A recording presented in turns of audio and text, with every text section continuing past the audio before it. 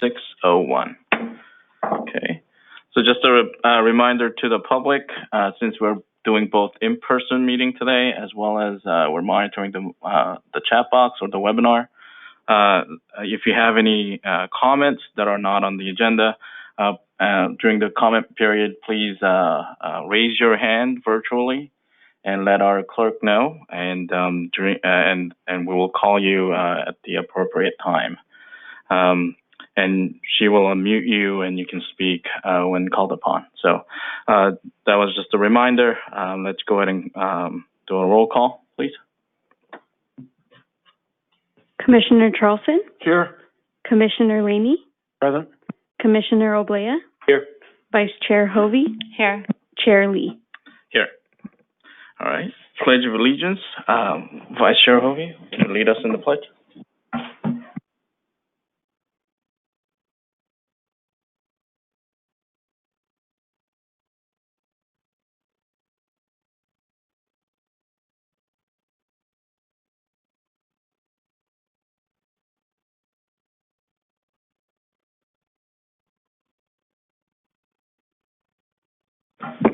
Thank you.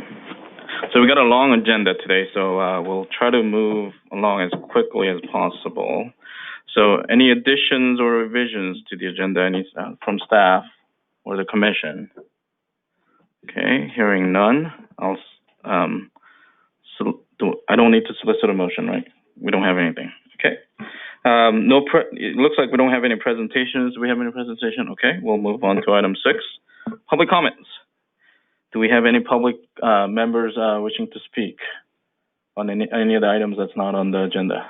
No, we have not received any requests. Okay. Mr. Mayor, you you have nothing to speak today? We missed you.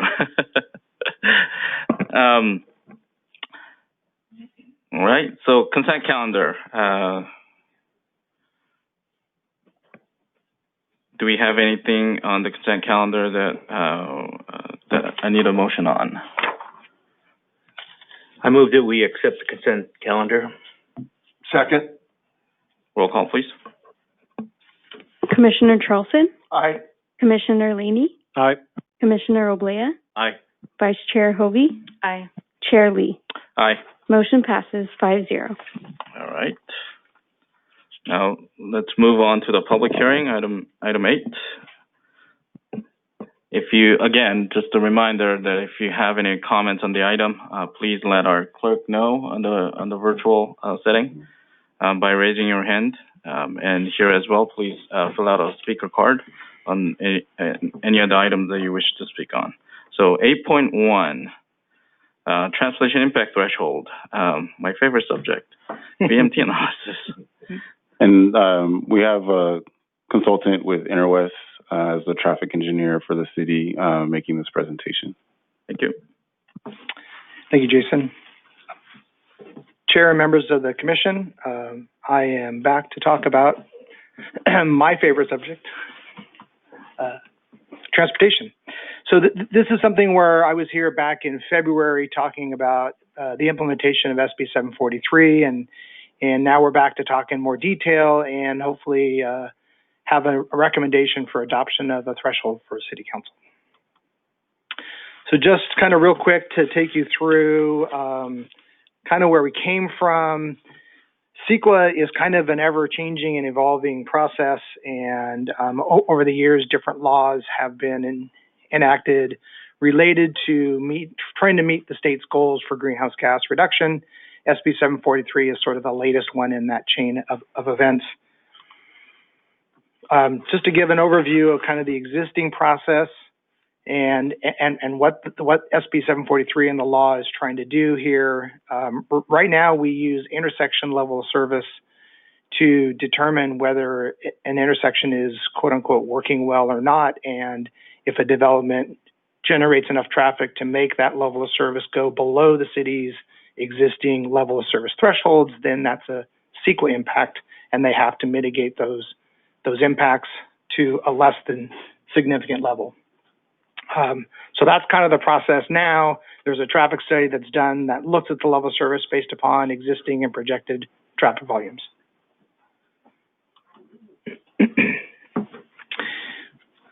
in order to evaluate this new law and the impacts, we really wanted to kind of dive into what are the requirements, what does the law actually say, what is the right methodology for the city to use, what screening criteria can be used, what impacts significant thresholds are appropriate, and then what are our mitigation options.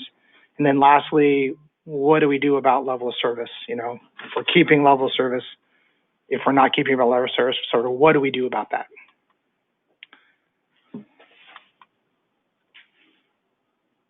Next.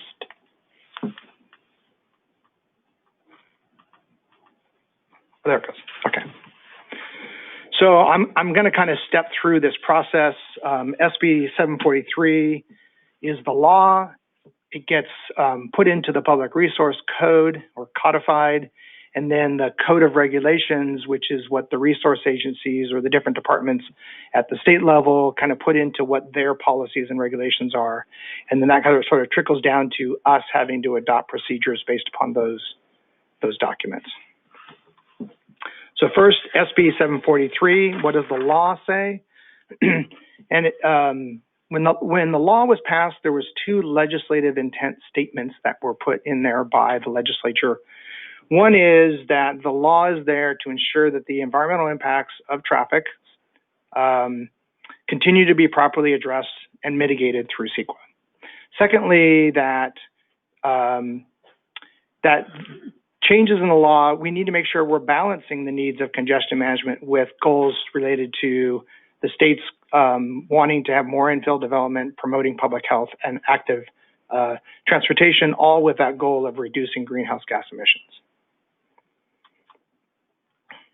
The Public Resource Code is sort of where we commonly think of as like, what do the laws say? So like the Vehicle Code are the stated laws for how we drive our vehicle and what we can and cannot do.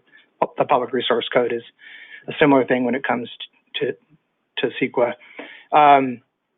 And what the Public Resource Code says is, and this is a summary, there's a full attachment of the Resource Code that applies in the packet.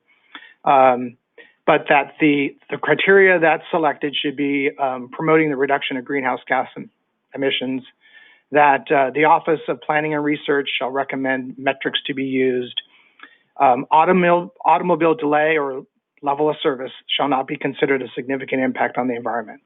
So this is the statement that takes level of service out of the analysis when it comes to CEQA environmental impact review.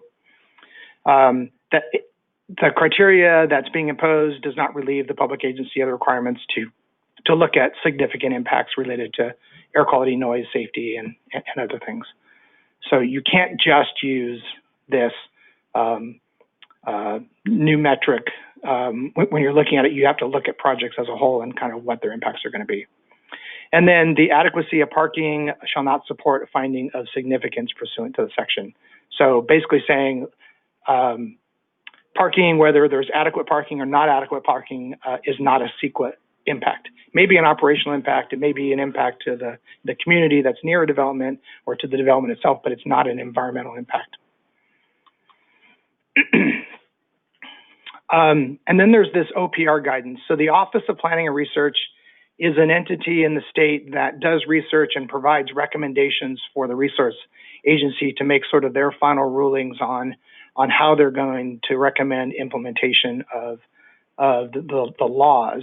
And the OPR guidance is based upon, in this case, like 3 years of research from when the law was passed to when the guidance came out that ultimately led to the final recommendations. But it's just an advisory document. There's nothing in this document that's law that says we have to do it a certain way. They're just saying, hey, in order to meet the state's goals and the legislative intent, this is what we think you should be doing. So it sets the recommendations for the screening criteria that I'll talk about later. It sets some of their recommendations for thresholds. In this case, they believe that every agency should have a threshold that says, hey, you should reduce the amount of traffic being generated by your projects by 15% in order to meet our regional goals. And then redevelopment projects should be looked at differently. We know what we do now for redevelopment projects is you take the existing development and you take the new development and you sort of subtract the existing development from the new development, and the difference is what you look at for impacts. In terms of transportation impacts now with this new law and guidance is if the new project generates more traffic than the old project, you have to look at the new project as a new project, and you can't use what the old project used to have.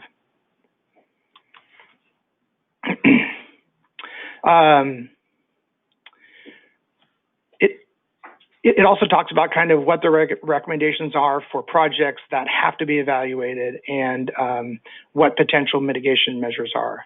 So projects that have to be evaluated when it comes to like capital projects the city does are things like projects that add throughput capacity of a roadway. So you're adding, say, a second or third lane to the roadway. That project has to be evaluated for transportation impacts of allowing more traffic to travel. Projects that are sort of maintenance related or rehabilitation or safety are presumed to not have an impact. So those projects are essentially exempt from at least a transportation impact from CEQA. They may have other CEQA impacts though.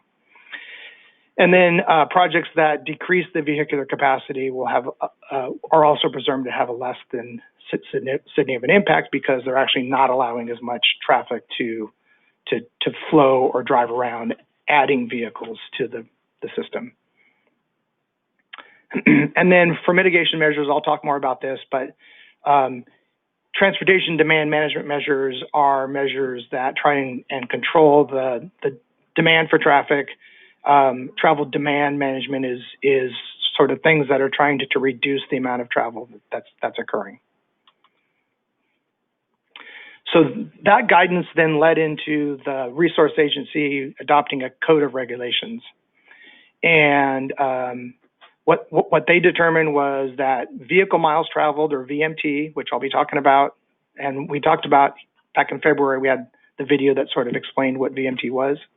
That VMT is really the most appropriate measure to measure impacts of a project on the transportation system, because it's not about the number of cars, but it's about how many miles they drive that really has an impact on the environment. One trip that goes 1,000 miles is going to have more impact than 10 trips that go 10 miles. It just, the greenhouse gas emissions is greater. So it's not about number of trips, but the vehicle miles traveled.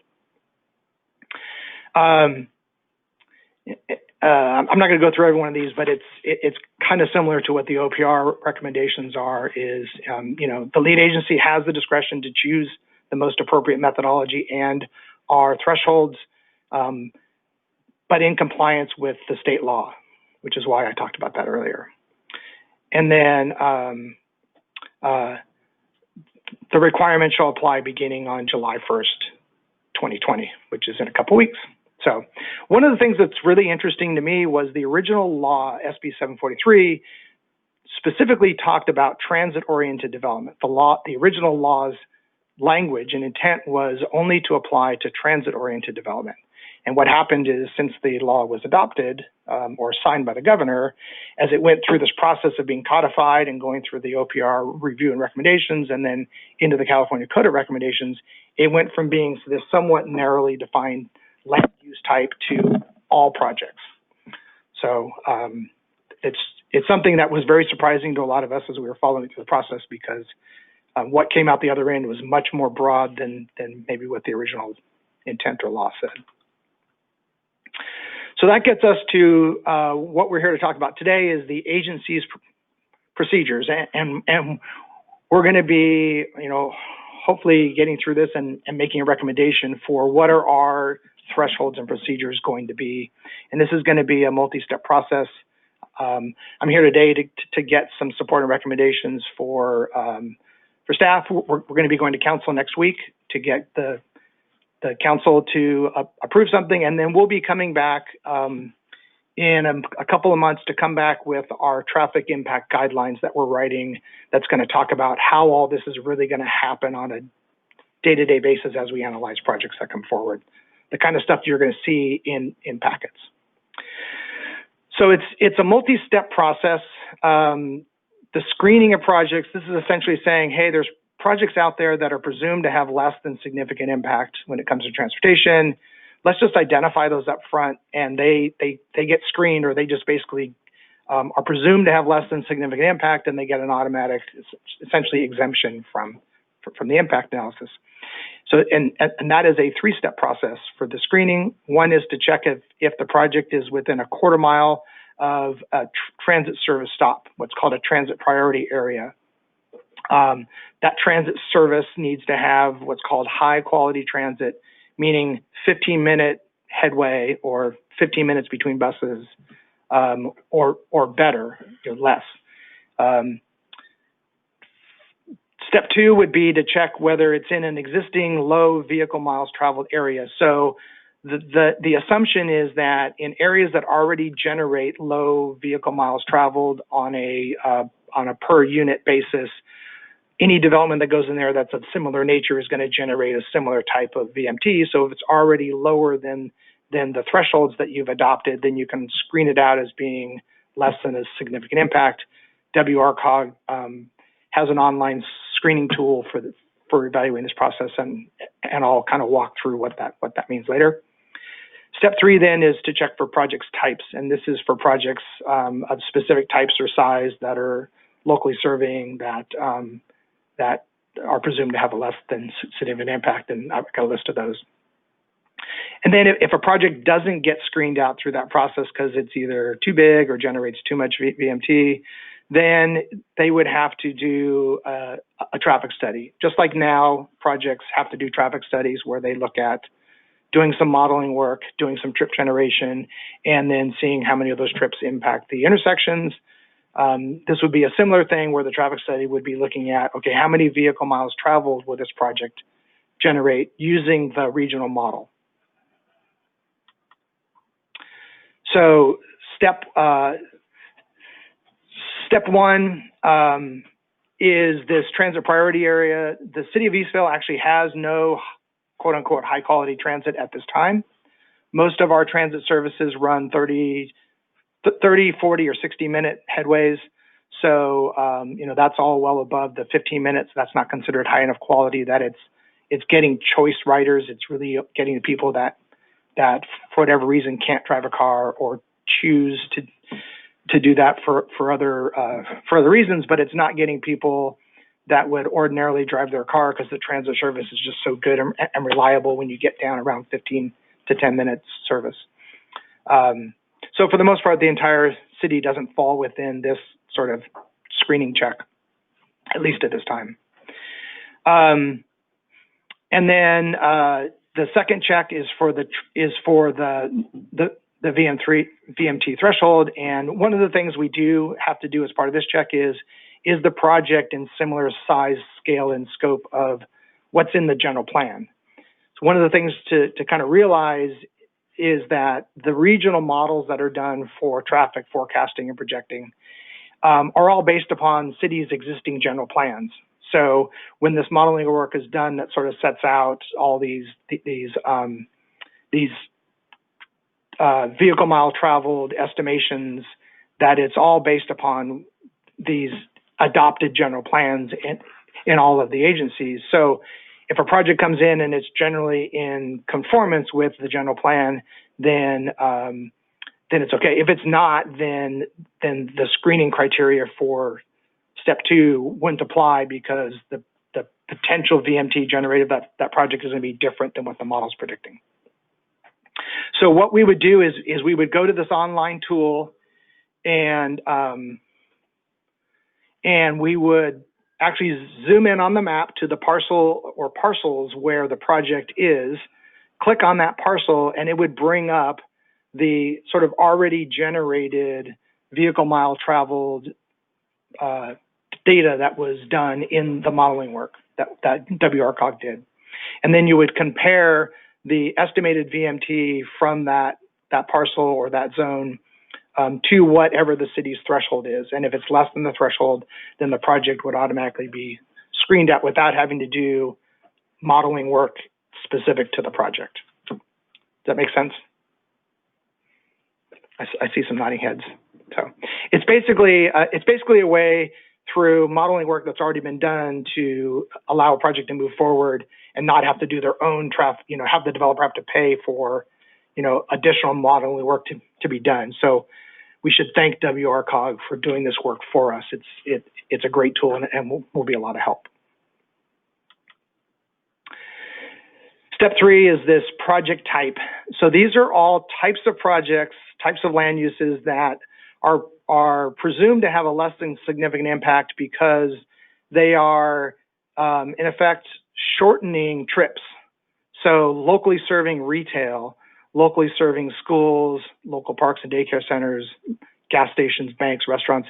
These are all things that if they were not in the community, so if the city of Eastville wouldn't have built any of the commercial retail that's here, that you guys go to every day, then you would have to drive to another city, and that's a longer trip. So this locally serving retail, basically less than 50,000 square feet, that a lot of us go to on a daily basis that's in our community, is actually reducing the amount of trips or the length of trips we would have to take if they were not in the community. So by adding more of this type of locally serving retail, we're actually shortening the amount of trips that we take on a daily, weekly basis. One of the things that is that's not in the resolution that came up since it was published that I'm going to ask the commission to support is adding in locally serving community assembly uses.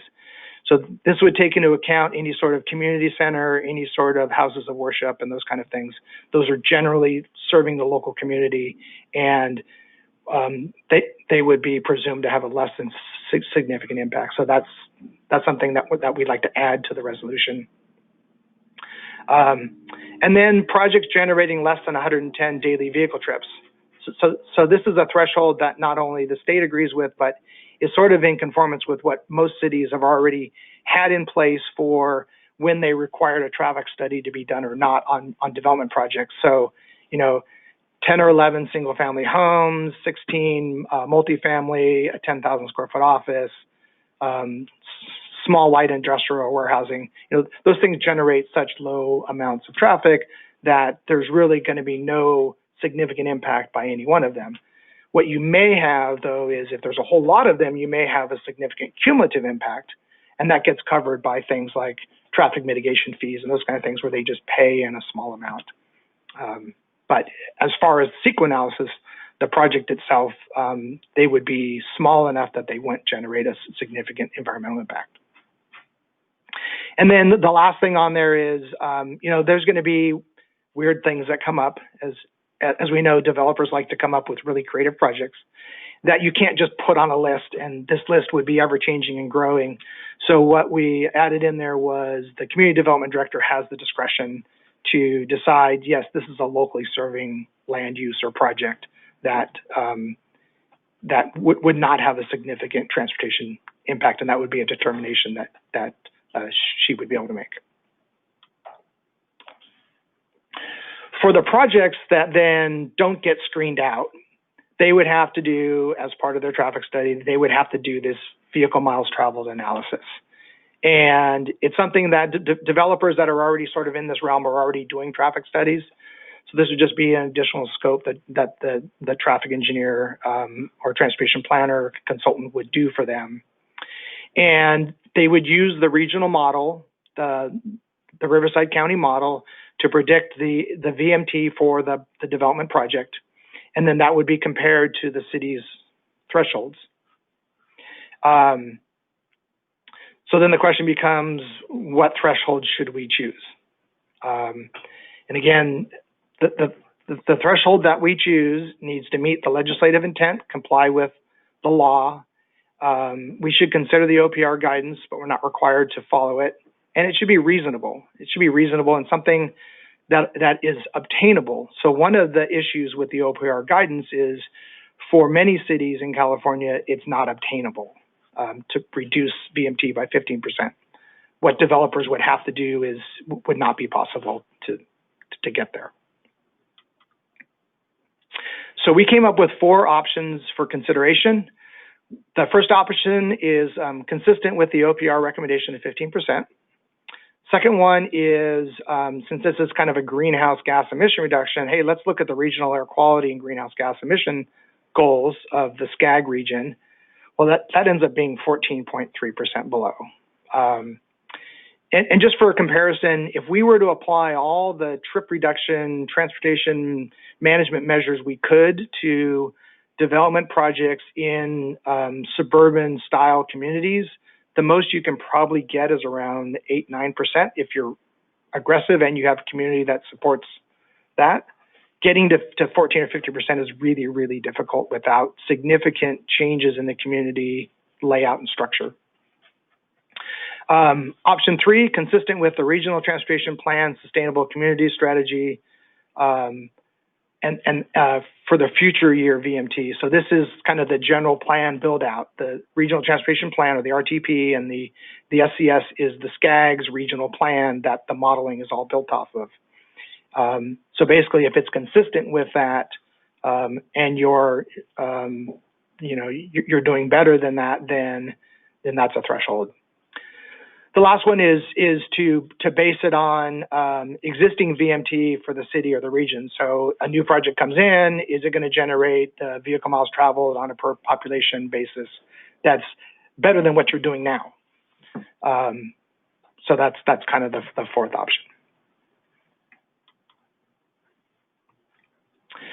So one of the things that I did was I'm recommending the removal of options 1 and 2. Kind of as I talked about, it's a very aggressive reduction in vehicle usage that's really difficult to achieve in most, if not all, suburbanized communities. In our region, it would be pretty expensive to achieve because it would require a substantial financial commitment to transit services, and both regionally and locally, that would not probably be supported by fares. And then, so that's why I said the maximum expected reduction would probably be less than 10%, which I don't think is practical or achievable for any individual developer to sort of have to do. So one of the things that our consultant Fear and Peers did was looked at three projects to compare these different thresholds for option 3 and 4. They are the merge, which is a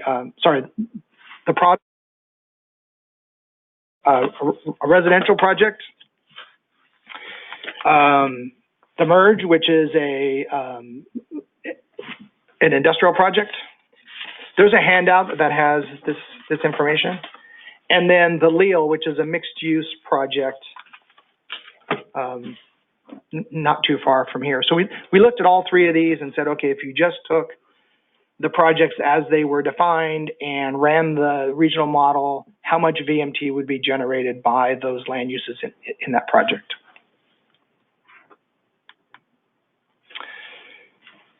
So the first project we looked at was the Prado. This is a 243 residential unit development. And we looked at what is the vehicle miles traveled per service population. So this is, per population from that development, kind of what is that vehicle miles traveled per population. It comes out to be 33.8 vehicle miles traveled per day. And then you compare that to either the citywide average, the WRCOG regional average, or the countywide regional average.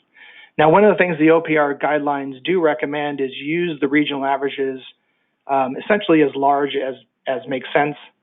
So particularly work-based trips, people tend to work beyond their city limits. So looking at a citywide average for any sort of work-based trip doesn't really make a lot of sense. So we looked at it for both the option 3, which is this cumulative year general plan build out, and for option 4, which is this better than existing kind of condition. And we said, would this have been an impact or not? Now, these 3 projects are all projects that have been approved by the city, some of them under construction, some of them in plan check process. But you can kind of compare those numbers where you've got the 33.8 is what is being estimated for the project, and the countywide average is 35.68. The project is less than that. Therefore, if the countywide average was the threshold, you'd be below that threshold and the project would have no impact under option 3. It would have an impact, however, under option 4, which is better than existing, because that existing countywide average is 31.83 as opposed to the general plan build-out condition, and so on. So as you can see, in the sort of six scenarios and options we looked at, the only one that wouldn't have had an impact would be the countywide average for option 3. Anybody have any questions at this point? I know it's Tom, I think it's important to point out that's the staff recommendation that's in front of us, right? so yes, to give you a highlight, the staff recommendation is that we use the countywide average option under option 3, the general plan build out. Yeah. Okay, so the next project we looked at was the merge. And this is a combination of industrial and retail, and we ran through a similar scenario using the regional model and said, okay, that project generates 13.45 vehicle miles traveled per day per employee. So the reason we used employee instead of population is because really the impact that comes from any sort of work-based land use is during those AM and PM peak periods, which is the employees going to and from work. So our recommendation is to use employee as the metric here. So the vehicle miles traveled per employee is 13.45, and as you can see under the option 3, better than general plan build out scenario, there would be no impacts either using the citywide, the WRCOG, or the countywide averages. Just to kind of take a step back, the reason we're using the averages is you want to compare it to, and the recommendation even from the state is you want to compare it to some sort of average. You know, you want to be better than average. So we're looking at these 3 different regional averages. One is the city average, one is the WRCOG region, and one is the county-wide average. And then for the option 4, it would have no impact under the citywide average because 13.45 is less than 13.48. Yes, this is traffic engineering. We go to 2 decimal points. But it would have an impact for looking at either the WRCOG or countywide average under the better than existing or scenario 4. So this is kind of comparing what the project might do to how things are now, as opposed to option 3 is how the project might do compared to how we're predicting everything is going to be when you build everything out. So from our perspective, looking at it in the long term makes a lot more sense because SCAG and the region's planning and modeling is based upon trying to reduce greenhouse gas emissions on a regional level. No one city, no one developer, no one even county can really make a significant difference in reducing greenhouse gas emissions because we're all generally in the same air basin.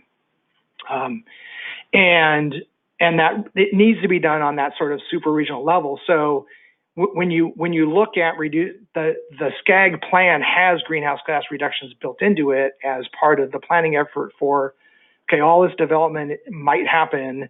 How do we plan our transportation system and how do we program things into the SCAG region to reduce the amount of vehicle trip impacts that might happen? So it's sort of built into that long-term plan, which is why I think the build-out commission is the best one to look at, regardless of whether you're looking at citywide, WRCOG, or countywide average, because it's a planning tool. We want to be looking into the future, not are we doing better than we are now. The other thing that helps is when you're looking at that build-out condition, you're not taking into account things like, you know, what's going to happen. Like right now, we know traffic volumes are low. Well, maybe not today, but a month ago, traffic volumes were very low. So like if we were to be looking at existing, based upon actual data now, we don't want to compare ourselves to COVID traffic conditions because that would not be, appropriate. So again, looking at that build out sort of long term. And then the Leal specific plan, which has 600 residential units, 1.5 million square feet of retail, about 500,000 of general office and medical office, 500,000 of medical office also, 450 hotel rooms, and a 100,000 square foot civic center. That's what's in the existing specific plan that's been approved.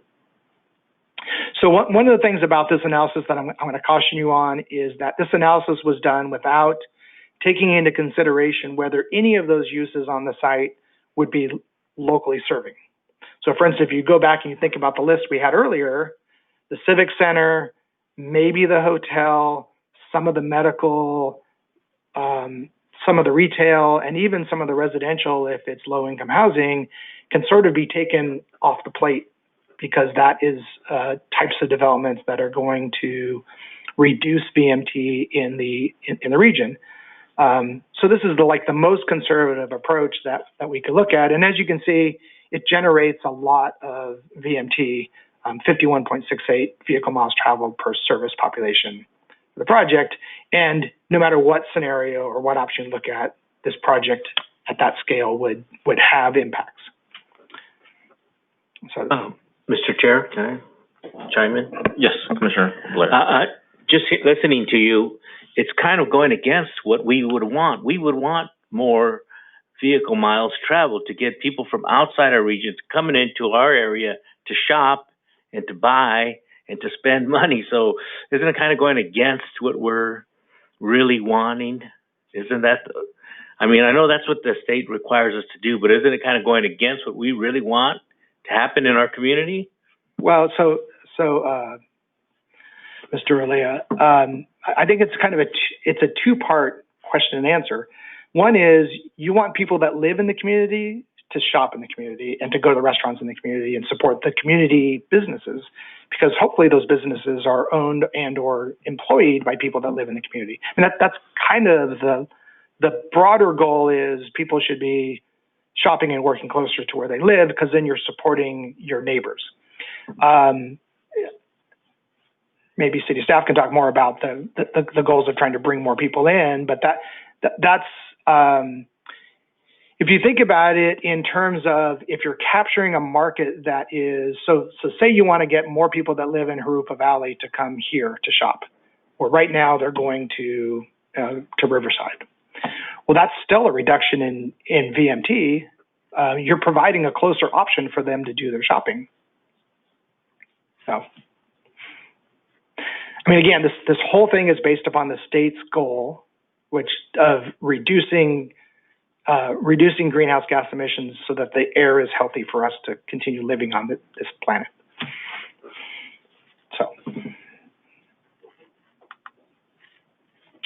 So based upon going through all of those scenarios, my recommendation, and this is slightly different than what's in the staff report was published, my recommendation is that the threshold would be that a significant transportation impact would occur if the baseline or cumulative project generated VMT per capita equals or exceeds the Riverside County average in the general plan build-out conditions. So this is essentially option 3. And what was in the staff report actually laid out for residential and non-residential.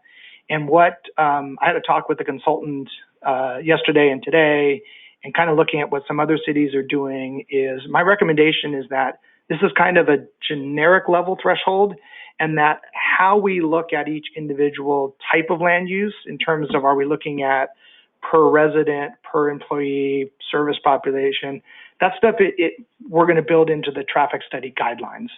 So that's something that we can have more flexibility to adjust and change if that kind of level of detail is not working for us, but keep the actual council adopted threshold at kind of a more generic higher level. So that's the reason why there's a recommended change in the threshold. Any questions about this so far? Does any other commissioners have any questions for the staff? Okay, I'll consider motoring on. So, transportation, so those were for land development projects. Now, transportation projects, these are projects that typically the city is going to do to improve, what's within the right of way to some respect. And as I talked about earlier, some of those projects are going to lead to an increase in VMT, and some of those projects will not affect VMT or reduce VMT.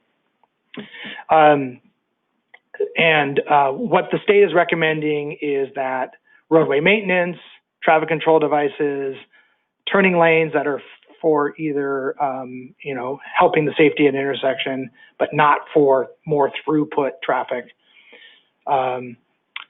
Capacity enhancements that are safety improvements, but are also providing capacity enhancements for active transportation or transit uses, installation of roundabouts.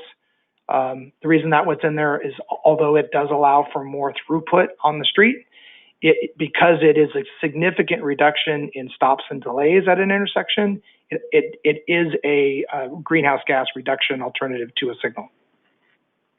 Any new or increased transit services, any modification, addition, changes to on-street parking, and then anything you do with adding publicly available alternative fueling stations. Those are all things that for all intent and purposes, don't add vehicle miles traveled, but in fact, many of them would reduce the amount of vehicle miles traveled.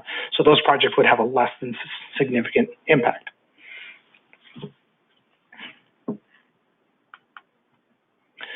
So the way you kind of look at that in terms of what does that mean is, if a project is not that, and a project is, adding a third lane or a second lane that's a through lane at an intersection, then you would look at that, you would put that into the model, and you would say, does adding that capacity to the intersection, does it change regional VMT?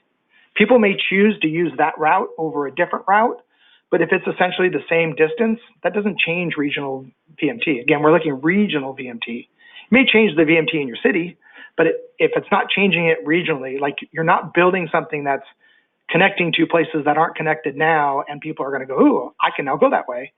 And it's going to increase the number of trips and length of trips that are being taken.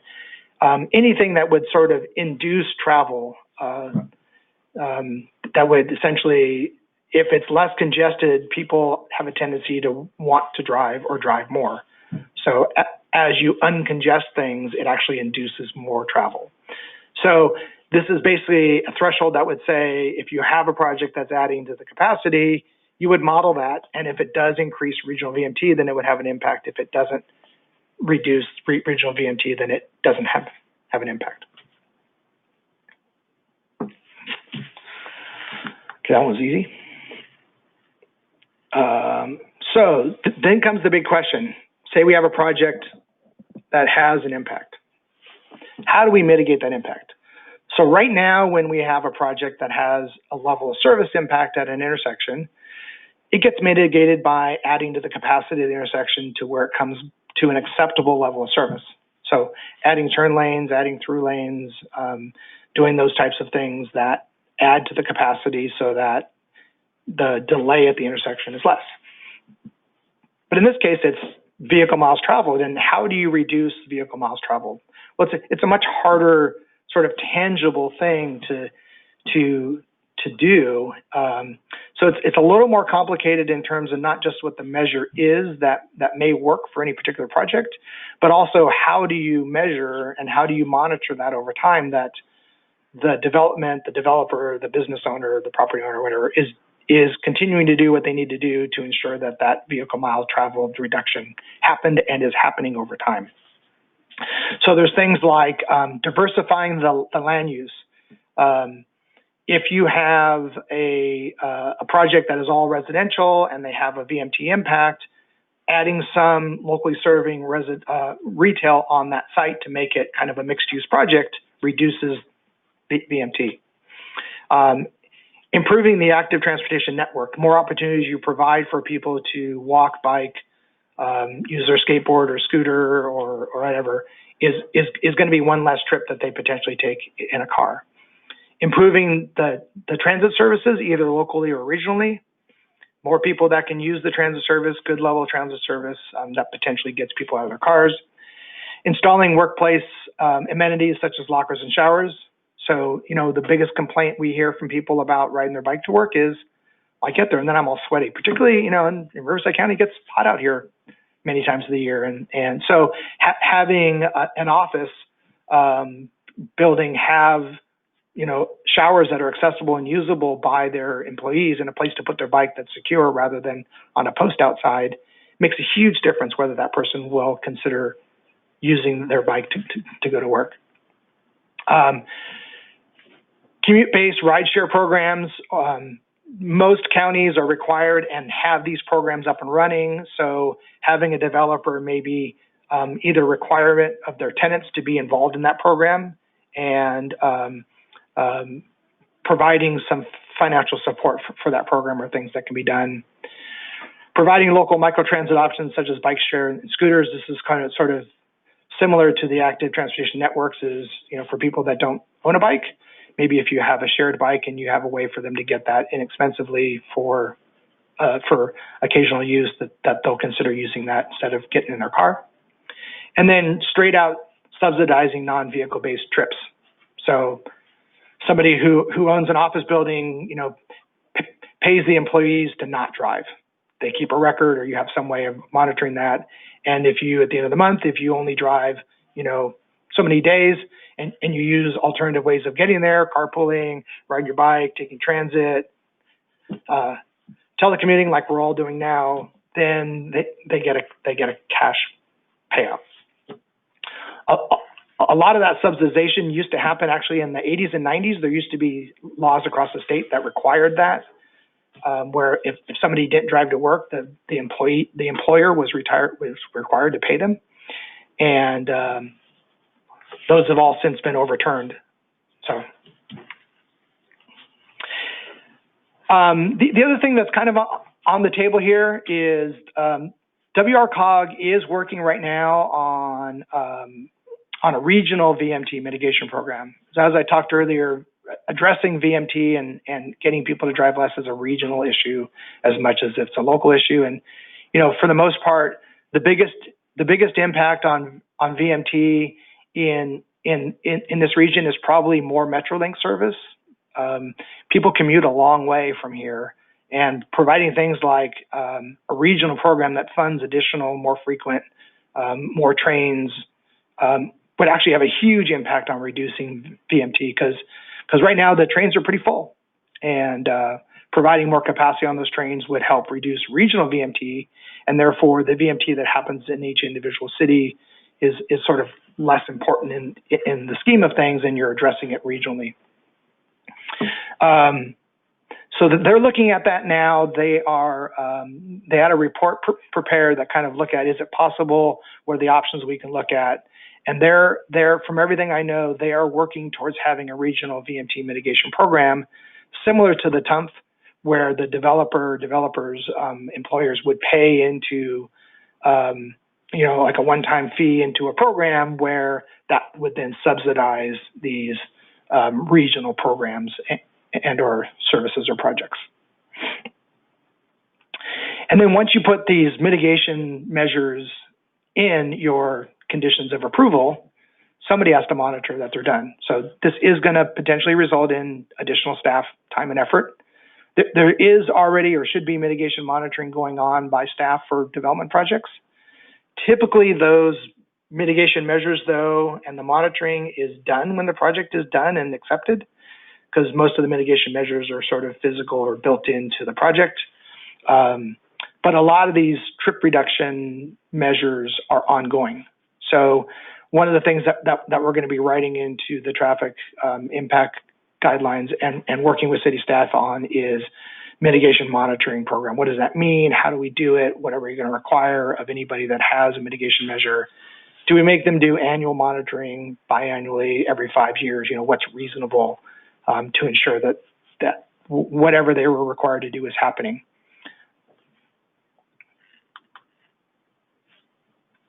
So what about level of service? In the city of Eastville, level of service is a requirement in the general plan that the city the city intersections remain at a good level of service or better, level C or D near the interchanges. And so that's not going away. There may or may not be discussions about that as the general plan is updated, whether it should be talked about. Essentially, there's the mitigation or the impact analysis of development projects is now being a bit bifurcated. There's the technical CEQA process where you're saying, okay, what is a legal environmental impact from the state's perspective? That's CEQA. And then what is a city operational impact? You know, what does the city want in terms of its own streets, highways, roadways, operation? So, and that's part of the discretionary approval process. So the traffic guidelines are now going to be from being level of service is CEQA and discretionary. It's going to be there's this VMT is for CEQA, level of service is for the discretionary approval. We're still going to make developers and projects do level of service impact analysis and mitigate things they have in terms of level of service. It'll be a little touchy if they have a level of service impact that requires them to add capacity to an intersection that then creates a VMT impact. So that is a potential. One of the things though that is pretty clear though is the streets in the city are mostly built out and connected. So there's not a lot of developers that are going in and are going to be, you know, building new or widening roadways in a significant fashion that's going to be a VMT impact. Just doing frontage improvements is not a VMT impact because the lanes are already there on either side.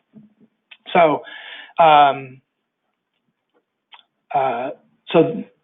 at this point, the level of service impact in that whole analysis process, as you know it now, is going to remain, but that could change over time. So that is my presentation. I'm going to go back to the threshold, but I can go back to slides or anybody that wants to talk about anything. Any questions, any observations, additions, subtractions, frustrations? That's a long presentation. And actually 743 has been around for a while, so I think it's important that we address it and as the July 1st deadline approaches. So any of the commissioners have any questions for staff at this point? Yes, Chair.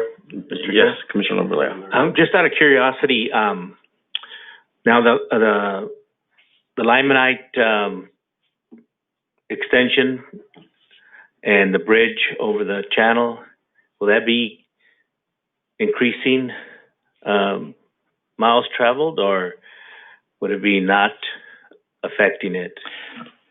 Because it's like a shortcut. Now you won't have to drive around. Now you go straight through, less miles traveled.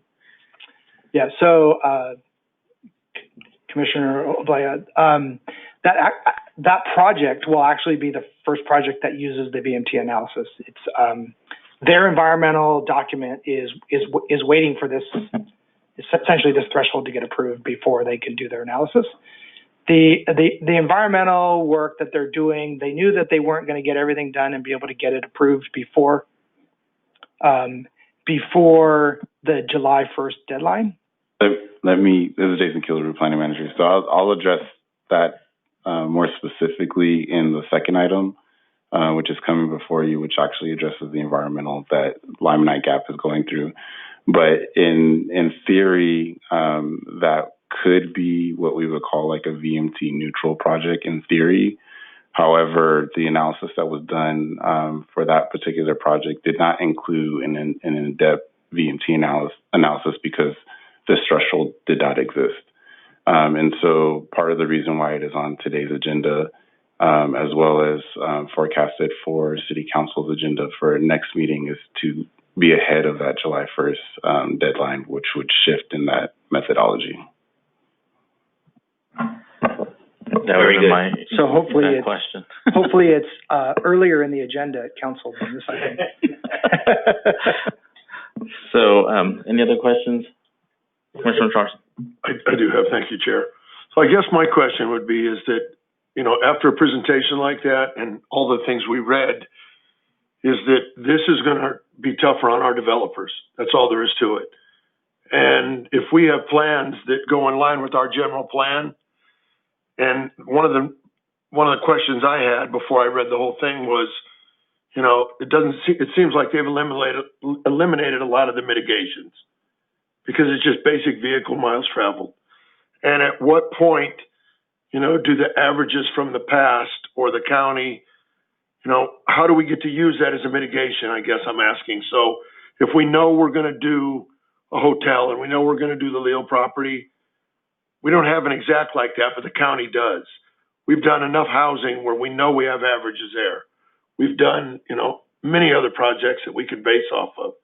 So is being able to base it off an older project like that or the average, is that going to be looked at as a mitigation now going forward?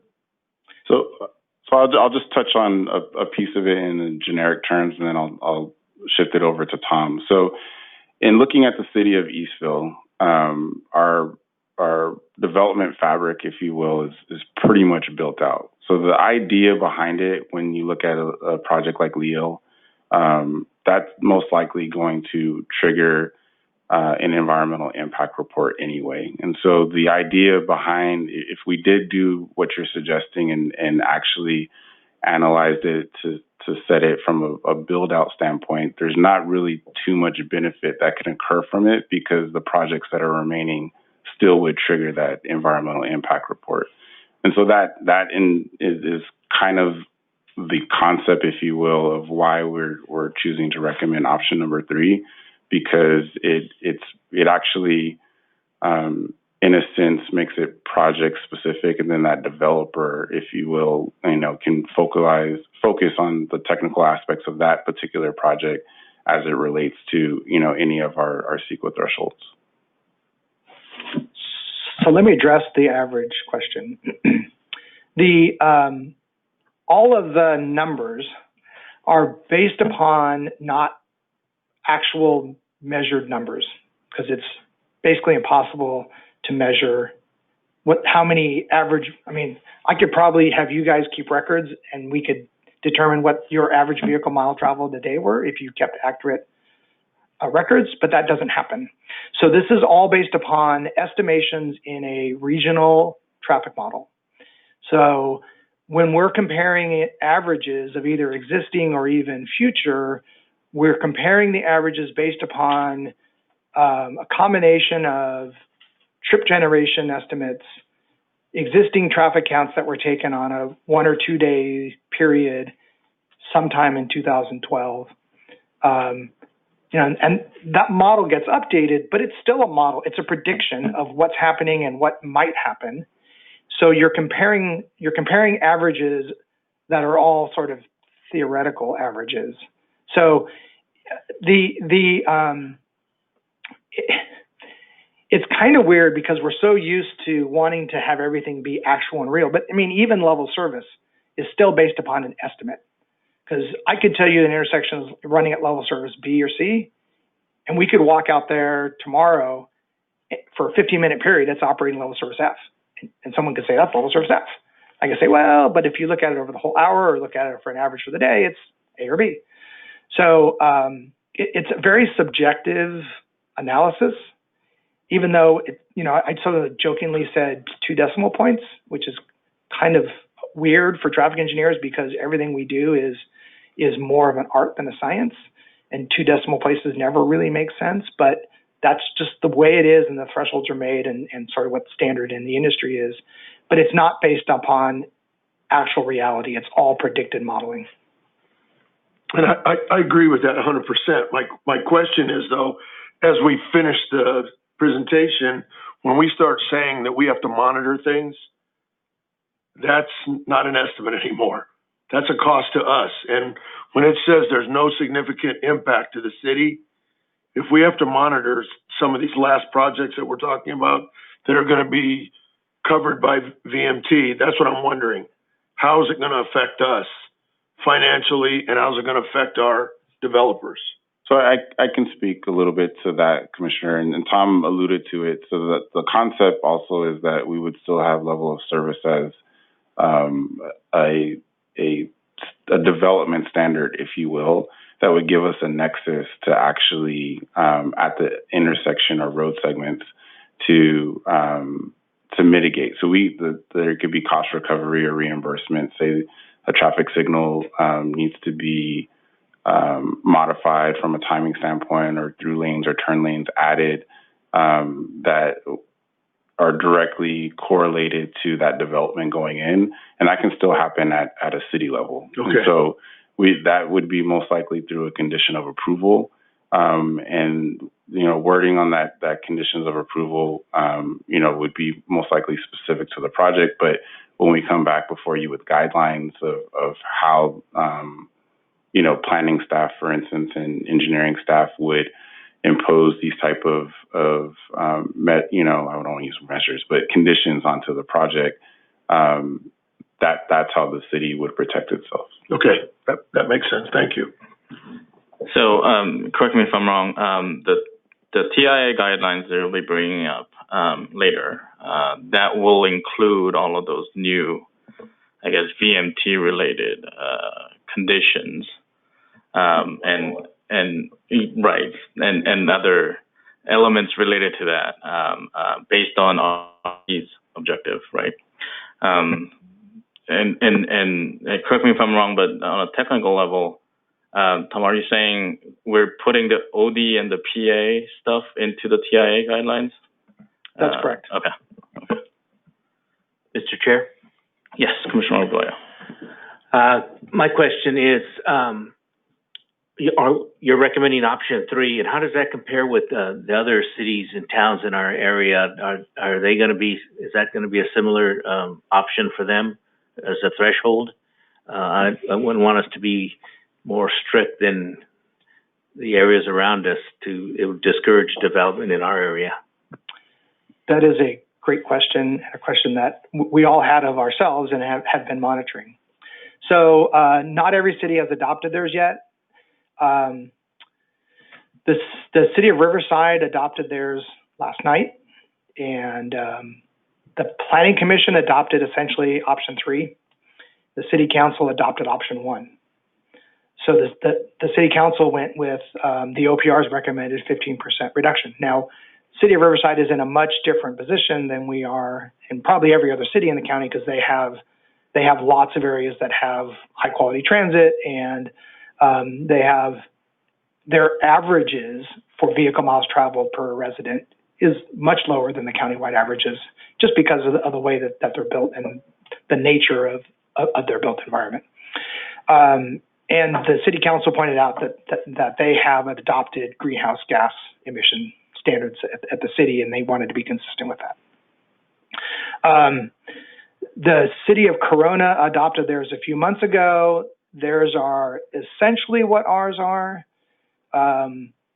City of Moreno Valley is essentially what ours are, with a slight tweak that may or may not be in conformance with state law. There's a concern about what Moreno Valley did by some people. Most cities that I've talked to or been working with are either going with an option similar to this, where we're comparing it to sort of a long-range, built-out regional average, or they're going with just the state guidelines. And it depends on what type of city they are, where they already are in terms of averages. For some cities, if they're already doing better than 15% below the regional average, they might as well just adopt the state guidelines, because it makes it easy, because they're already meeting that. So it's kind of all over the map, but kind of these two camps. A lot of the small cities across the LA basin are all just either not adopting anything and will be subject to the state's guidance, just because they don't want to spend the money to go through the process of evaluating the options, or they're trying to figure out what's a reasonable option that has the least impact on our city in terms of developing what we want and how we want, which is kind of where we're at. Thank you. Any other questions? So I have a question kind of related to that, Tom. So I think City of Chino, neighbor to us on the San Bernardino side, is doing option 3 with citywide average. And I think Rancho, their council meeting is tonight, actually. I think they're doing something similar to ours based on the general plans. But I think they're doing it on the citywide average. So my basic question is, we went out of our way, kind of, in bringing in the countywide average, which wasn't originally included in the WRCOG study. WRCOG did it at the WRCOG region level. So we have that number here, which is a little bit, it's kind of similar, but it's a little bit lower than the countywide average. So again, I think we need to be very cognizant of the fact that state hasn't weighed in on this particular subject at this point, in terms of there's no court cases or anything at this point. So we don't want to be too far out there so that we're on the radar screen of the state. But at the same time, we want to be kind of in the mix where folks are. So, I think in that regard, I think we need to have a good, solid, quantifiable reason behind why we're choosing a countywide average versus WRCOG regional average. So when looking at the methodology for choosing a region, the OPR guidance says for non-residential projects, we should be looking at essentially the biggest region we can, because that's where trips are coming from and going, particularly work-based trips. People don't work, for the most part, don't work and live in the same place. So choosing the larger region is what they recommend for anything that's non-residential. In fact, in some cases, they're saying you should look at the SCAG region. So we're choosing Riverside County because it is sort of comparing us to our neighbors and ourselves, as opposed to, we know the SCAG region, that number is going to be much lower because it's a much different environment in which cities operate. We went back and forth, at least from our project team, about using citywide WRCOG or county region for residential. And ultimately we decided, if we're going to do county, let's do county. You can just compare ourselves to the county based upon everything. It's easier to sort of remember. We're doing it based upon the county. It lets us have sort of this one threshold that then the different ways of looking at what types of trips, whether they're home-based work or service population, whatever, is a technical issue that's not really related to the threshold directly. So that's kind of where we arrived where we're at. Yeah, no, I'm not necessarily disagreeing with the choice, but we just need to make sure that we're legally defensible on our choices. So. Right. And Chair and members of the Planning Commission, I just like to commend Tom and his team and Fair and Pierce. They did a lot of heavy lifting on this one. But the question I do know came up is we do want to protect the Leal property whenever it does develop, and Hamner Place, and then we have some development in the Chandler area. So I know that poor Mr. Tom here was bugged profusely by me about, now, Tom, are you sure that this choice is going to be okay for Leal and for Hamner and for Chandler? And so he gave me that yes, but we'll make sure that we take a look at that option one more time and make sure that everything's good before it goes to council, because it's a big step for us. It also affects Limonite too. So yeah, no, it's just the last thing we want is he's smiling. the AB 32 San Bernardino County test case for the state. So that's pretty much if you're kind of in the middle of the road, I think we'll be okay. But if you're too far out there, then we definitely don't want to be in the radar screen for our state. So, any other questions from the commission? Nope. Okay. I have a couple more questions, clarifying questions. on this one. So I think looking at the mitigation options, I think one of the things that RCTC is looking at, and actually they've gone through their board, is approving a countywide telework program recently. So in doing that, that'll encourage a lot more employers to kind of adopt the policy and allow employees to do telework. And we've kind of seen the test case based on COVID, right? We've all, I'm teleworking, and most of us who have, an office job is pretty much teleworking. So I think there's much more, it's much more accepted now by the employers around the region. So I think there's going to be definitely some cases of decrease in VMT by virtue of the pandemic, right? And so I think it's important for us to capture that reduction. It kind of fell on our lap with this VMT reduction study.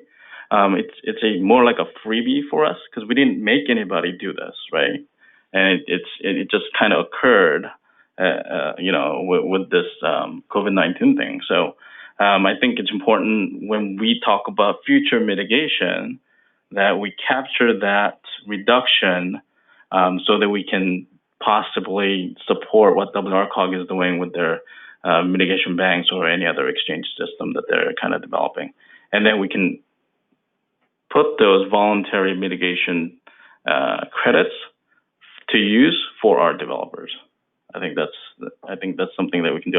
Otherwise, we would be left on the next update to meet a more stringent VMT reduction numbers, and not take into credit those the things that have happened recently. So that's just my comment. All right. So I will open up a public hearing now. Do we have any speakers on this item? We received one comment Okay. from Keith White. He said, "Good evening, commissioners. As you know, we were supposed to have a new Route 4 starting on May 4th. Then we had the state shut down due to COVID-19. As you know, Route 3 has carried our college students and our high school students. Now this Route 4 is on hold until further notice, according to RTA. I remember one of you said to see what will happen. As you know, RTA had to go to a Sunday schedule when this virus hit. They have lost about 75% of the riders right now. My question is, how are we going to know about bus transit and bike trails? And how will we be able to get upgrade transit projects? Thank you for your time." Okay. Any other public comments? That was the only request. Okay. I will close the public hearing then and ask the commission if they have any discussion on this item. Hearing none, I'll just, is it Keith that submitted the comment? Keith White, okay. I would just say, based on the VMT things that we're doing, I think it's going to increase and more funding going to transit. It's kind of inevitable. It's one of those mitigation measures that's built into it. So, for this particular item related to RTA, it's going to be increasing their funds. So with that, I will entertain a motion. Anyone? I'll make a motion to approve. Second. And it would be option 3. Do we need to read what option 3 actually was? So Chair, there's a resolution to approve. Sorry. Who is it? Oh, Chad. Go ahead. I just wanted to check in. Tom, I believe you had some kind of changes to recommend changes to the resolution. Isn't that correct? Yeah, add the locally serving land uses. Okay, good. I just want to make sure those are documented. One change was the threshold. The other change was to add in community gathering spaces or places. Okay, so I'm assuming, Agreed. Commissioner, So okay. it was add the locally serving land uses, including such as a community center. And then the other was you wanted to change the threshold. So a significant transportation impact would occur if baseline or community of project generated VMT per capita equals or exceeds the Riverside County average VMT per capita for general plan build out conditions. Okay. Plus the 2 additional items. Thank you. Can I get a second? Second. Thank you. Roll call, please. Commissioner Charleston, Aye. Commissioner Laney, Aye. Commissioner Oblea, Aye. Vice Chair Hovey, Aye. Chair Lee. Aye. Motion passes 5-0. Thank you. All right, that was a long item, but next item, we got a few more to go. Staff report, please. Thank you, Chair, members of the Commission. Jason Killebrew, here to present the next item, 8.2. So understanding that the first presentation was going to be very long, I will save you in that this, being that it's the environmental determination for a capital improvement project that has come before you many, many times, and also by way of the Homestead project as well, that we are available for any type of questions, comments, or concerns. We also have the project consultant team from Mark Thomas available for any questions as well. But generally, the findings when we went through the technical studies and the initial study per the California Environmental Quality Act guidelines, the resulting determination is the mitigated negative declaration that's before you. And so, as I alluded in the previous presentation, there is a heavy emphasis to bring this item before you and to City Council next week, since this has been a long time in the works, and the technical analysis included the level of service. But as this commission has alluded to, this project would provide an additional east-west corridor for our residents to use to get closer to the city center. And so with that, we're available with any questions that you may have. And that concludes staff's presentation. Okay, thank you. Does the commission have any questions on the item? Hearing none, I will open up the public hearing. Do we have any speaker cards for this one? No, we have not received any requests. Okay. Then I will close the public hearing and entertain any discussions from the commission. I just had one comment, Chair. Sure. So now I see why we were talking about the roundabout. So it was a good move. And I'll also reiterate what was discussed before this item, that this be before the adoption from the council on the 743. So if there aren't any more discussions, I'll entertain a motion. Make a motion to approve staff's recommendation. I'll second. Thank you. Roll call, please. Commissioner Charleston, Aye. Commissioner Laney, Aye. Commissioner Oblea, Aye.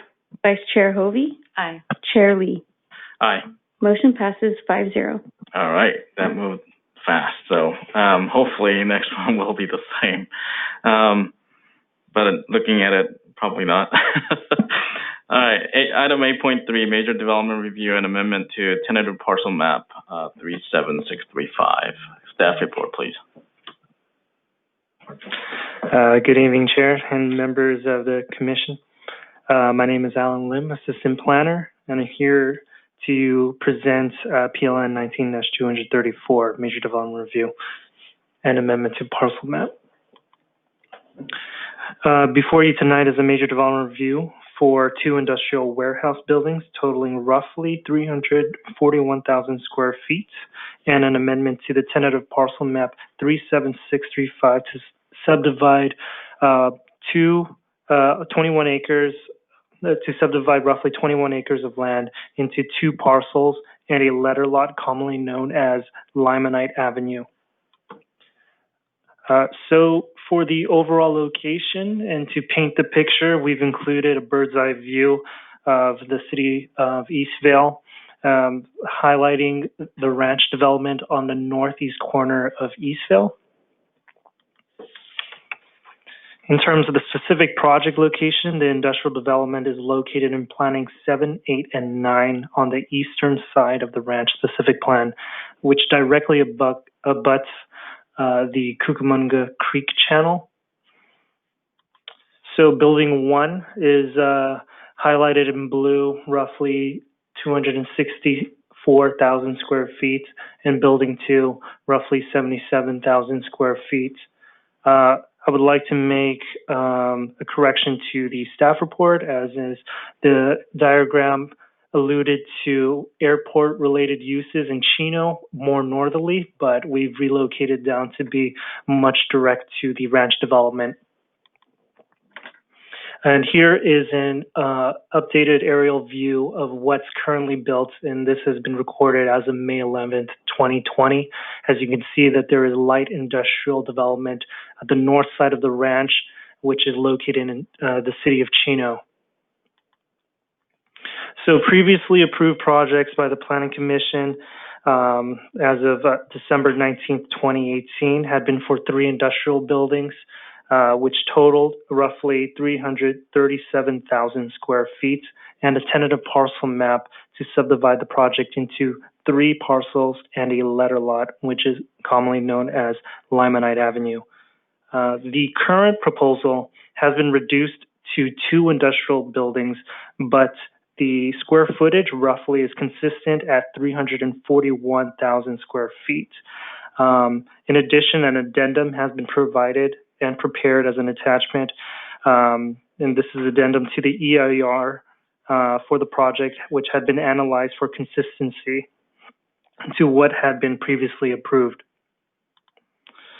In terms of land use zoning consistency, overall the subject site is consistent with the general plan, which has a land use designation of light industrial, and the specific plan, which is denoted as both as light industrial and business park.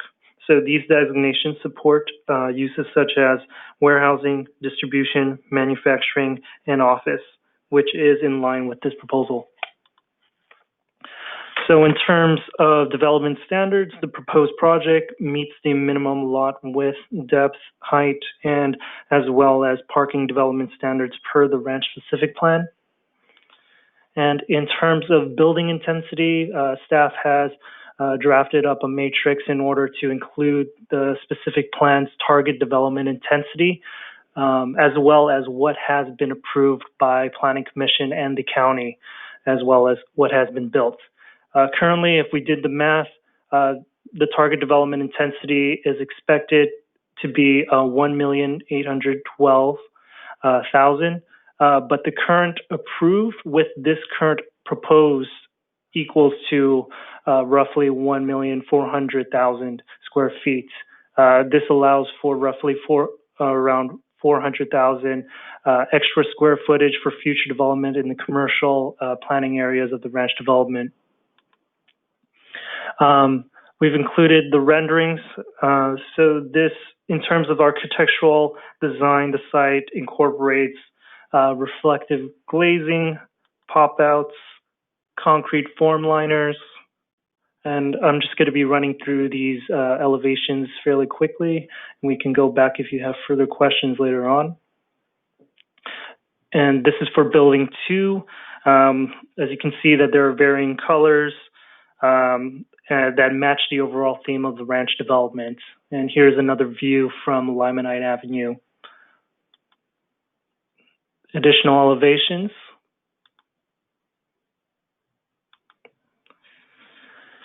And in terms of vehicle circulation, trucks will have the ability to circulate around Building 1 throughout the site, with main ingress and egress through Summit Drive, located on the bottom of your screen.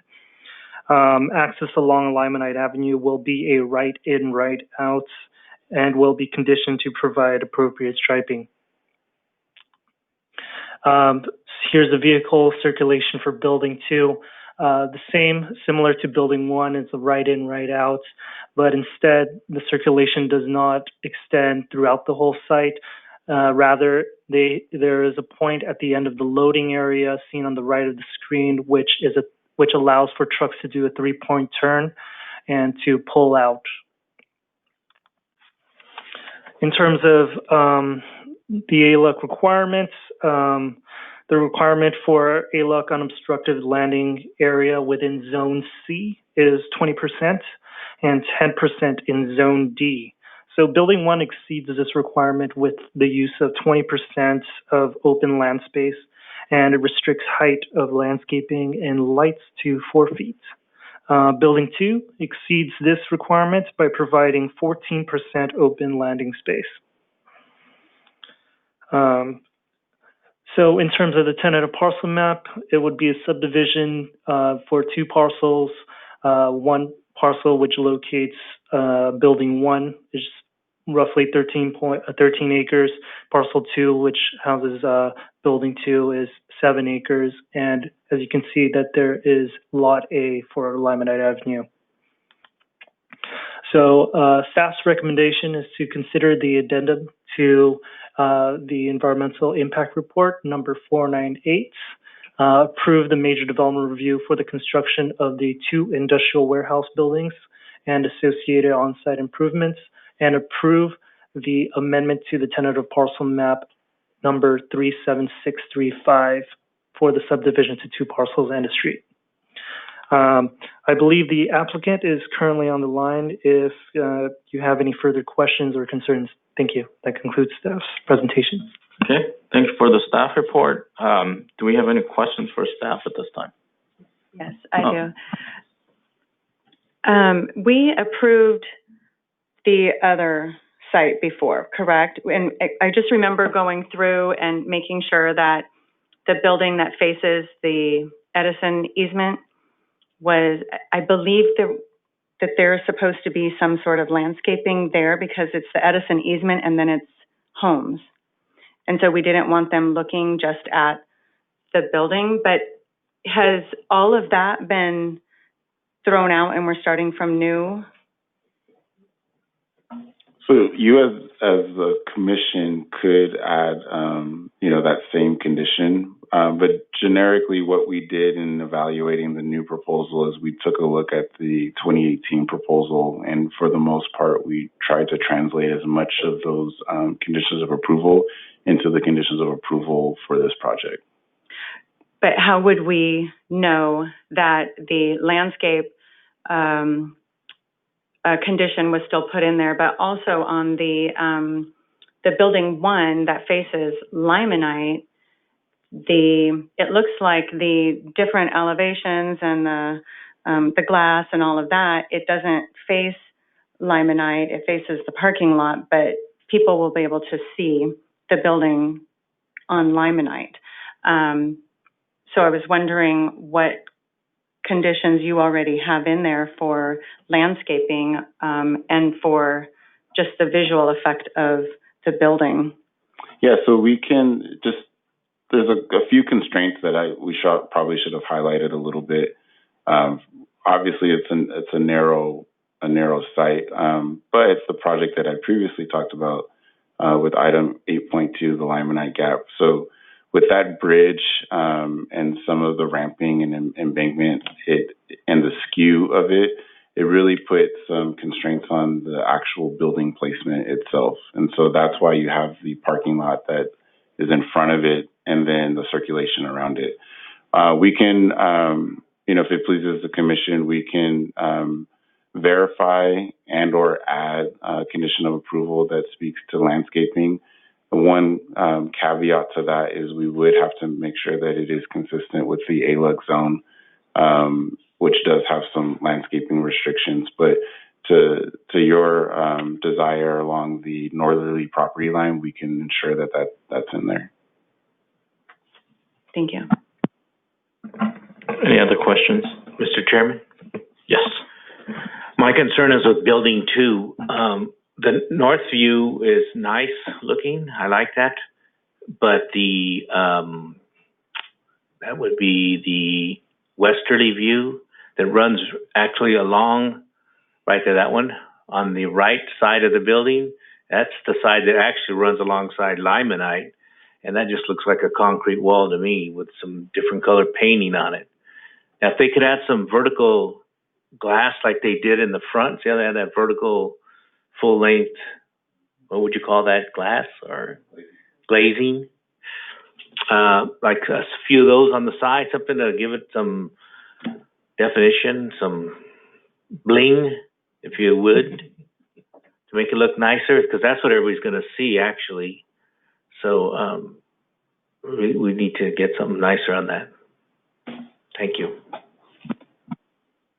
Other than that, it looks pretty nice. I like the way it looks, but it needs a little bit more on that. Okay. Any other questions for staff? Yeah, I just want to echo what Chairman Oblea said. When they brought this forward last time, that was one of the things we brought up, saying that, look, if it's going to be, parallel to one of our busiest streets, please don't make it just look like a brick building or a block building. And the developer agreed and said he would do something with that corner and then going down, making it look better, because that was the same thing we brought up last time. And he did agree to it. It just doesn't happen to be in the picture now. So, yes, thank you, Commissioner, for those comments. I would clarify that this is a new applicant. So this is a different developer.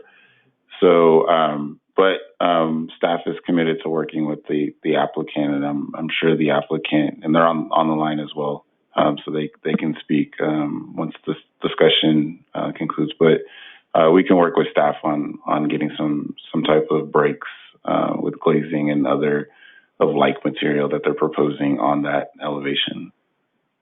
Okay, Vice Chair Hovey. Okay, so since it is a different applicant, then none of those conditions that I asked about apply to this? We as staff did that carryover. So we as staff looked at the projects and we looked at the conditions that were imposed in the 2018 case, and we literally transposed those onto this project. And also, remember, this is all part of an EIR as well, so all of those mitigation measures are automatically imposed on this project as well. So that was staff's doing. It's a copy and paste job, Commissioner. Okay, so then the landscaping from building 2 to the SCE, that is in place so that the residents aren't looking at just the truck bays, or? If it's not in there explicitly, we'll make sure that it's in there as part of the recommendation. Okay. Thank you. Any other questions? I have a quick question on this one. So this one is actually combining planning area 7 and 8 into one parcel, right? However, those two planning areas are two different land uses, right? So how are they gonna divide the building into two different uses, or are we gonna have one use under this building? So one thing to highlight, and it's a poor highlight, but the ranch specific plan categorizes their land uses based off of the different planning areas when it comes to business park and industrial, the same. So it essentially is a slash, if you will, in the titles of the specific plan. So the massing development standards, the land use development standards between the industrial and the business park are essentially the same.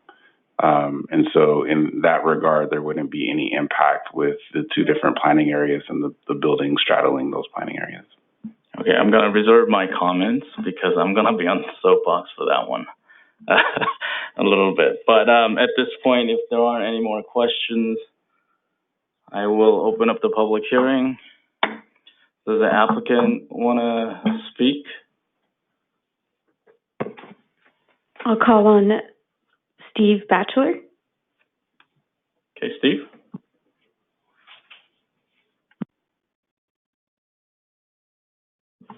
Are you there, Steve?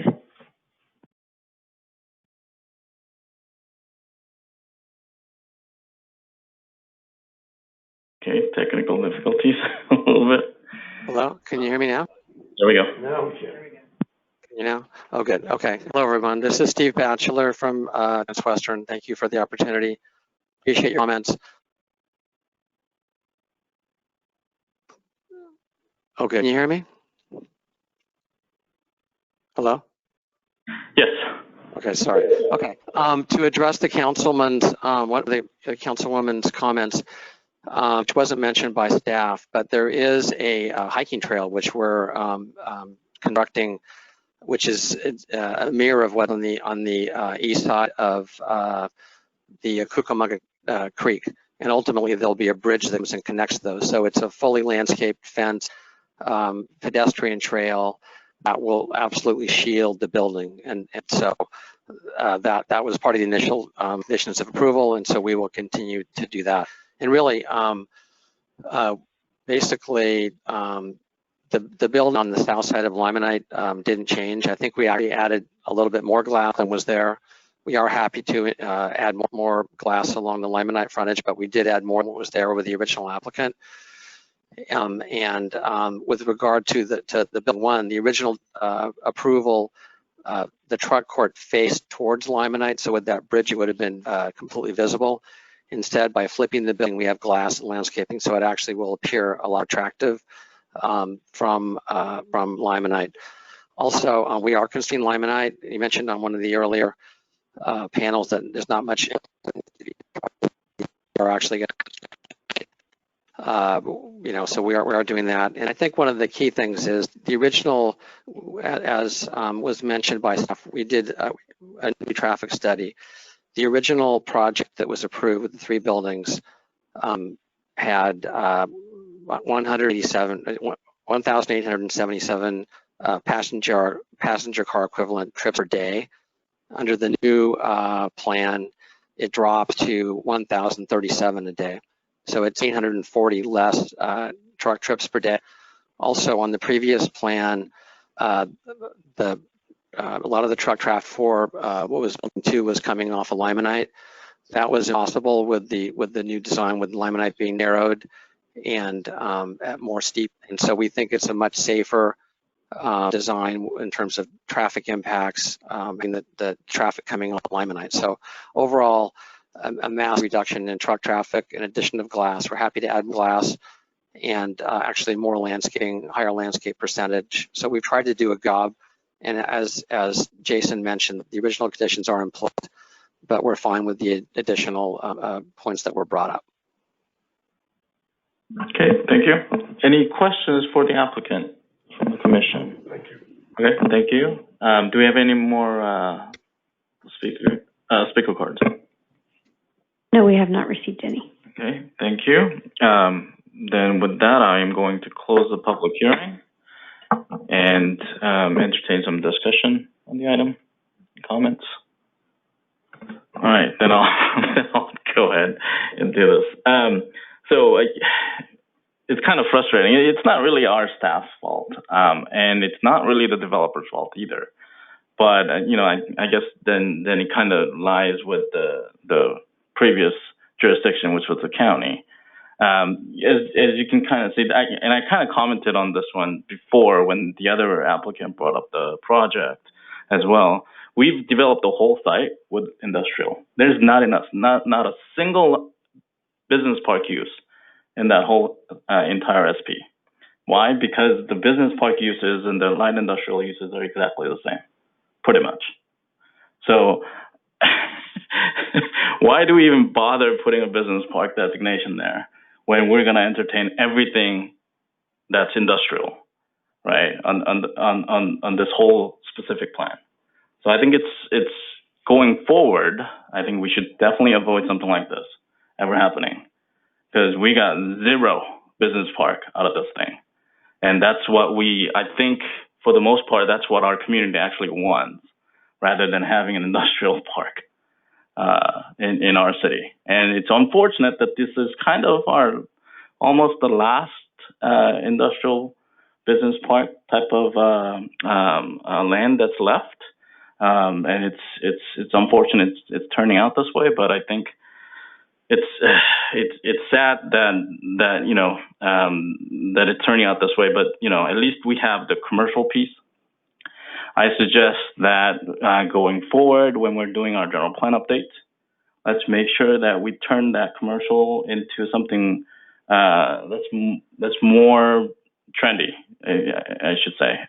You know, if we can put, because of the RHNA and all the housing emphasis these days, why not put commercial as well as some of the mixed use and residential uses there, some more entertainment uses. Let's work on that commercial site that we have left and try to salvage this specific plan. So with that, I'll get off my soapbox. But I will entertain a motion at this point if there aren't any more comments. Can we get,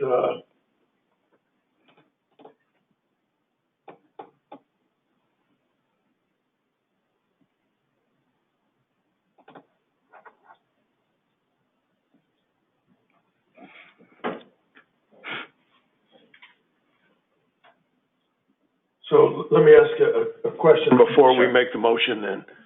So, and Chad or Jason or whoever wants to answer, can we combine all these into one motion or do we need to do them separately? I think CEQA does need to be separate. That's what I was thinking. This is Chad. For the sake of kind of clarity, particularly since it sounds like we might be trying to add a couple of conditions to the major development review regarding the landscaping and facade of building 2, I would say let's do this separately. Okay. Sure. Okay. Then I'll entertain a motion for the EIR portion first.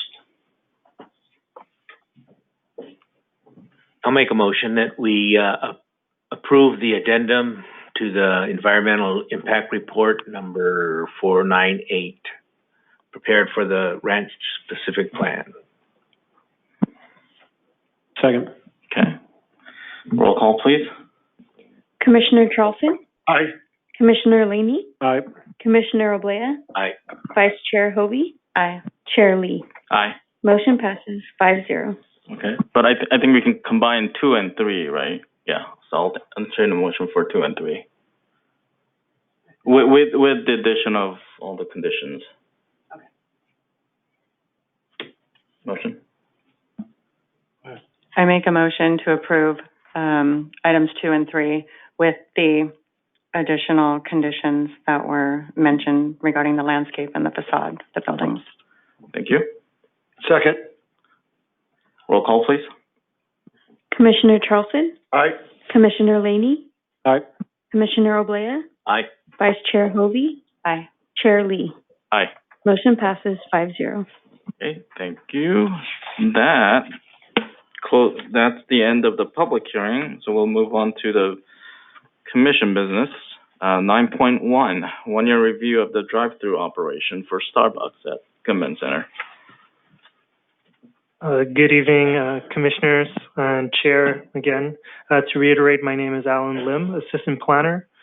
Just for time's sake, staff has prepared a presentation for tonight's item, but as a summary, conditions of approval have been placed on the Starbucks located in the station by Goodman for a 1-year review. Overall, there has been no complaints and the stacking is in compliance with the original approval. As such, staff recommends no additional conditions are needed for the drive-through operation. As such, staff is more than willing to answer any questions or concerns you may have. Otherwise, if further detail is needed, we do have a presentation for tonight. Does any of the commissioners have any questions? Or do we have any public comments on this item? No, we have not received any. Okay. Does the commission want to hear the presentation? Okay, I think we're good. I do, this is Jason Kilber again. I do want to highlight that all the commission did receive a letter of support that was left at your dais seat. Any discussion on the item? Nothing. I will just say that it's the fastest drive-through that I've ever been in, so. I'll just make a comment that, it's the pandemic, but it's same as last month item on In-N-Out drive-through. We just, after this is all over, let's make sure that they adhere to all the conditions for queuing. Staff noted. Okay, with that, do we need a motion to approve? Okay, I'll entertain a motion. I'll make a motion that we do not require any further review of this condition of approval. May I have a second? Second. Thank you. Roll call, please. Commissioner Charleston? Aye. Commissioner Laney? Aye. Commissioner Oblea? Aye. Vice Chair Hovey? Aye. Chair Lee? Aye. Motion passes 5-0. All right. I think that's all the businesses we have. Does the staff any reports to give today? So some of the aerials that you saw today was from a program called Near Maps. So if you noticed the date, it was very recent. It was May of 2020. And so we're not having aerials flown, but we did collaborate with a company to be able to utilize the maps, and they do fly the city several times. I want to say it's several times a year, and then they update it. So what we're able to do is take the historical data. They flew the city before we actually purchased the software, so we got all of the older maps and all of the maps to date. So we're able to compare things that have happened on one property over time, and so that's how we're able to get the updated one. So I just want to let you know that. Staff is also working on a front, well, not working on, they've completed. Actually, he's on the call. It's our Community Enhancement and Safety Manager, Johnny Turfer, and in conjunction with Miguel Ramirez Cornejo, they work together with Johnny taking the lead to come up with a new triage system for our front counter. So now, if you've noticed, when you walk in, you can take your cell phone and take a picture of the QR code, and it will put you into the queue. So you can either make an appointment or you can put you into the queue, and so you don't have to stand in line. And then it will text you and say, "Hello, it's time for you to come for your appointment, and the line is now down, so come on in."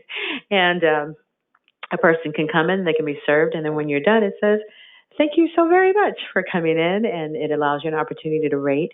And then more importantly, it also gives us statistics, so we can tell how many persons came into the counter, what the requests were, how long they stayed, who served them, what the peaks are, what the valleys are. So Eastvale is crossed over into I guess we're already in the 21st century, but we're making strides in technology. And then Jason and his team were able to modify our existing software, Excella, to where the online portal that's open to the public is going to debut.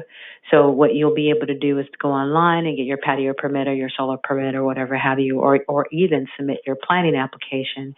You can do that online now. So I know that the planning team is going to work with the communications team to get a link, on the city's website, so that you can click and then you just make a profile just like you would do with any other thing. Put in your email, put in your password, and then you can check on your permit, submit your permit, do all kinds of things. So we are definitely making strides, and I just wanted to make you aware of your STAR staff here, present and not present, that have contributed to Eastvale's future. So thank you. All right. Any other staff report? If none, Commission communications. Does anyone have any announcements? No code complaints. Okay. Okay. So at the last meeting, we talked about Harupa and parks and recreation and landscaping, and I know we were going to have meetings with them. Well, we have a small strip where I live at is behind a little mall, and it's just 60 feet by 3 feet and the weeds were getting close to as tall as the trees. So they came through and cleaned it up, and the only weeds they pulled were the ones that were almost as tall as the trees. So they did not do, normally in the past, they've done a much nicer job trimming the trees, trimming the lower growth hedges, and then making sure all the weeds were taken out, or maybe they sprayed them. I don't know. I can't tell yet, but it was not up to what they've done in the past, not even close. The last thing I wanted to say was there's been a lot of stuff going on in the world, and I wanted to commend the city. I think you guys have done an awesome job with protesting that's been going on, keeping our residents safe. I saw warnings that were coming out through texts and the city website saying, hey, you know, please protest safely, and please don't go to other cities that have made verbal threats that if you come to our city, you know, we'll hurt you. But I think the city and our law enforcement has done a phenomenal job. And I'm just very proud that I live here and what you guys have done. Okay. Any other? Mr. Chair? Yes, Commissioner. I would like to get an update on the landscaping problem with the JCSD, if you have something to tell us on that. And I'd like to announce that my youngest son, Joshua Oblea, is promoted to captain in the Marine Corps this June 1st. So, wow. Captain. All right. Any other comments? No? I have a couple of them. I just want to echo what. Oh. Go ahead. Let's do that first. So yesterday, now JCSD is going to be making a presentation to the city council, but it was delayed. It was supposed to have been, like you said earlier. We did have a good conversation with JCSD, their lead, and our city manager, myself, and Jason, and talked extensively about maintenance. So what we'll do is prepare like a memo to you about all of the things that we talked about and how we're going to implement the change. And we do have commitments from JCSD to be attending our regular Development Review Committee meetings, and also for us to be involved in their decision-making processes. So we did learn a lot of information. I'll summarize that for you with Jason's assistance, and we'll get that out to you. Okay. So you know what they plan on doing, what changes they have made, what our requests are, and how we're going to be doing business from this point forward. Okay, so they did say they would mitigate the problem of the weed, excessive weeds in the landscaping and trash and all of it. One thing I would highlight from that call is they did acknowledge that they've had some turnover in staffing over the last few months, and even at their manager and executive level. And so they're working through that internally. But now what we have is we're trying to develop a relationship with that partnership so that we are functioning together to address those issues. Thank you. All right. So I just want to echo what Commissioner Charleston said. I think our staff and our law enforcement partners did a fabulous job during that whole protest season. I was actually out there passing by, and we had a huge law enforcement presence. And I think everything kind of turned out everything kind of went ahead peacefully, and everything ended peacefully. So I commend our law enforcement presence there, as well as our community as a whole coming out and protesting peacefully. It's not always the case these days. So, and then I also want to thank staff for putting up with me last week with the agenda items. I know there was a lot there. I know 743 has been kind of my passion, so I had a lot of questions and comments on that. Thanks for putting up with me on that one. Also, with that, it would be nice in future. I know there's a lot of housing planning funding out there. It would be nice if we can get some kind of presentation when we have somebody on board to do the housing element for Planning Commission. Based on the LEAP funding and the SB2 funding that we have.